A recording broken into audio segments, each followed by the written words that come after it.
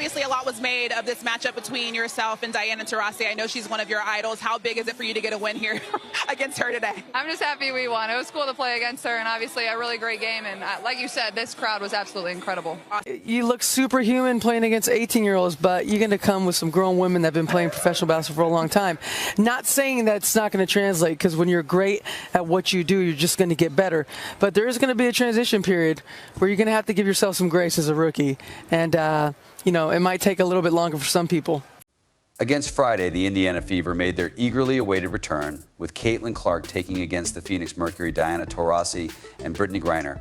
A fierce rivalry is undoubtedly developing because Taurasi has publicly criticized Clark's league debut, implying that she would soon be slammed hard by reality. But what did Caitlin do? She immediately entered Phoenix Taurasi's domain and gave her a sharp reminder of reality. With a big declaration of her league debut, Caitlin attracted 7,000 more spectators than the typical attendance at Taurasi's games. The truth is that Tommy is correct, but race isn't the only factor, it's sexuality too. They are jealous and resentful of Caitlin Clark's attention and shoe contract, not to mention that she is a white heterosexual woman in a black league. Both Griner and Taurasi were seen as superstars when the Olympics arrived. Caitlin was unfairly left out of the selecting process. Just a bunch of jealous people. Coaches like Don Staley and Jen Rosati looked keen to keep Caitlin off the roster, which is why I've been calling them out for their bias lately. Influenced by a few envious WNBA players who have previously expressed disapproval of her, it appears that the Mercury are still making fun of Caitlin Clark in relation to the Olympics 2 days after the Fever's victory. What's the deal, really? We just saw one of Diana Taurasi's most embarrassing performances ever. Her inclusion on this team in place of Caitlin Clark was completely absurd. Without even taking the court for the last match, she won this dubious 6th gold medal. You know, it's always fantastic. The best part about playing a team sport, in my opinion, is that every year is a fresh experience with new people. But the objective is always the same. Imagine Caitlin Clark, who was informed that Diana Taurasi had not made the cut, sitting on the sidelines of every Olympic game. Who cares that Caitlin Clark wants to be on the team? She is aware that she probably didn't deserve it. Since she is a rookie for the USA and WNBA, none of these people should be considering marketing. It concerns what will be unjust to the other women. Blah, blah, and blah. Pursue Caitlin Clark. Try to beat it down as much as you can. With her intense spirit of competition, Caitlin Clark must have been giggling at the whole thing. The Phoenix Mercury social media staff joined in on the continuing feud between Caitlin Clark and 3-time WNBA champion Diana Taurasi this weekend, which doesn't appear to be abating anytime soon. Here is the video that appeared on their official TikTok account and appeared to make fun of Clark. Includes a fan of Caitlin Clark who recently asked Caitlin about her desire for WNBA involvement.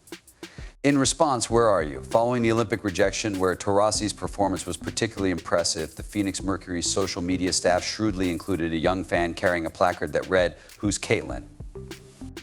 and stating, "I'm here for Taurasi." She basically stole a gold medal that should have gone to Caitlin Clark, which is disappointing, let's face it. Here, Rakuna Williams makes a good point as well. She chose not to be selected for political reasons. Caitlin Clark was the target of an eye poke from D. John I Carrington during a recent WNBA playoff game, which generated a lot of conversation. This brings to mind a life-altering incident that occurred in 2016.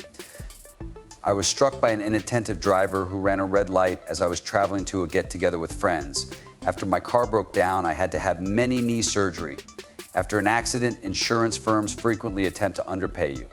For this reason, I'm thrilled to present Morgan & Morgan, our sponsor. They can battle for the greatest results because they are the biggest personal injury legal practice in the nation.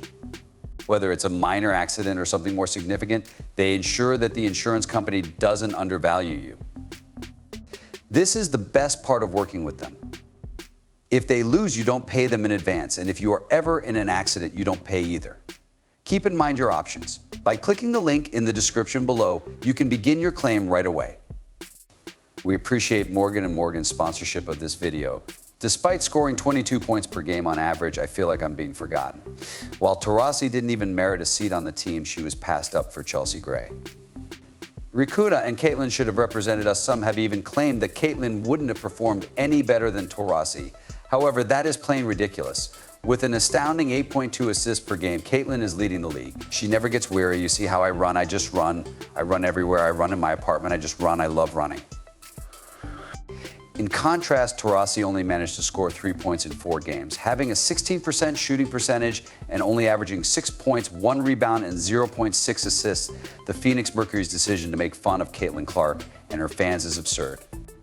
Am I correct in assuming that the Fever has already defeated the Mercury twice this season? Here's the deal then. Taurasi was unable to play in one of those games due to an injury to her foot that involved her toe getting messed up. She was unable to play, and you received a maximum wage at $250,000, even if it was moving in the appropriate way. You had a tendon. It was definitely not where you wanted it to be. And as Shannon mentioned the other day, you have a team in the Indiana Fever with these struggling cells that are fighting to win a game and stay relevant. Wouldn't they have been able to get her out there with a walker? She is getting older, and during the game, Brittany Griner had an injury, but Kelsey Mitchell continued to play, despite the fact that they lost and the social media team was all over it. Above it, not to mention how the Phoenix Mercury marketed the rookie VS. GOAT storyline prior to the season starting. After that initial defeat, Caitlin Clark supporters truly turned out for Diana Taurasi. I'm keeping an eye on her score and everything related to her. We were unable to locate one for Caitlin Clark. Tonight, who are you here to see? You traveled to Saskatchewan, Canada from Canada. It's a long walk. They went hard, I'm going to guess, and we drove 23 hours to see Taurasi was truly awakened by Caitlin's performance in that game, particularly in the fourth quarter. There is a lot of envy and pettiness in this league, even from other franchises' social media staff. Let's face it, Caitlin recently secured a media deal worth $260 million annually. That's all she's doing in the meanwhile. I've looked at the Mercury's audience figures, and they're quite low at most, maybe 500,000. The Indiana Fever and Caitlin Clark appear to have been the target of some harsh criticism from the Phoenix Mercury, and Diana Taurasi may be suspended as the Indiana Fever begin play in the second half of the 2024 season later today. As they battled Diana Taurasi and the Dinosaurs in Indiana, it was already looking like it would be a thrilling evening. Since the Phoenix Mercury had thrown some serious shade, there was actually considerable tension building before the game even began. Caitlin Clark's method as they prepared to start the second half of the WNBA season against the Fever, the Mercury social media crew reportedly made fun of Clark before Friday's rematch.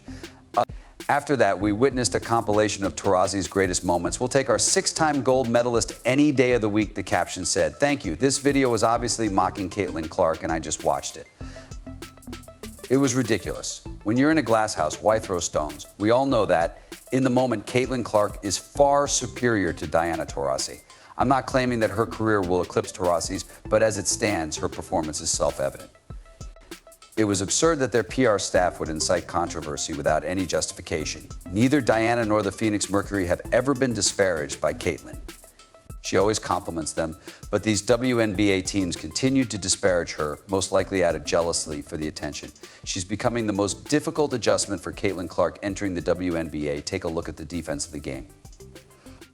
Indeed, the game is on a completely different level when you consider how physically demanding it is. The fact that you're discussing the top 120 players in the world, hopefully in top form, only makes the game more difficult. You mentioned 120. 10 times 12 to 120 is how many? You mentioned that. It would have been nice to witness that rematch in person. Caitlin Clark, however, is a unique player. She makes me think of Steph Curry. She often takes those ill-advised shots that Chuck and I dislike, but they not only go in, they go in repeatedly, and her style of play is the epitome of what it means to be a great player. Improves the players in her immediate vicinity. She was making fantastic passes in other news stories, in addition to making a fantastic shot. This Tuesday is getting close to the WNBA trade deadline. Lynn Dunn has made it clear that she has no intention of making any significant moves. Reporters were informed by Kelsey Mitchell that she is now thinking about free agency. No information has been released on the teams that could be interested in the All-Star. However, I'll keep you informed when more details become available. They are envious and bitter about all the attention she received and the shoe contract she received. Check out this Nike billboard in Times Square, which pays tribute to the all-time. The caption reads, "Scoring leader in NCAA Division I. There was never much chance of this." Caitlin recently received her first signature shoe from Kobe. If you like it, please click the subscribe button. Let's see what Caitlin thinks and see how her kicks look.